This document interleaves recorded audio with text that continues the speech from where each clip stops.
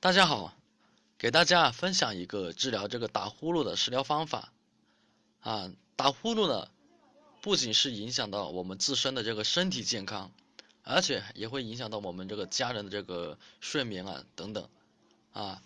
那么我们可以准备好这个苦杏仁15克、大枣10枚、人参15克、桑白皮15克、生姜10克，还有这个大米啊100克。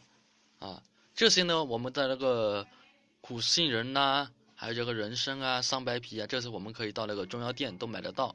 然后其余的呢，你们就是外面那个菜市场啊，这些都可以买的啊。那么我们做法就是将这个苦杏仁、大枣、人参、桑白皮还有这个生姜啊，我们用文火，然后再加入这个适量的水呀、去把它煎啊，煎个30来分钟啊。然后呢，我们去掉这些渣，取这个汁啊，最后啊，我们再把这个大米啊加进去，然后煮成粥就可以了啊。这个方法非常非常的有效果，大家可以自己去尝试。有什么不懂的也可以私信问李老师啊。同时呢，也希望大家能够多多双击，多多支持，感谢大家，谢谢。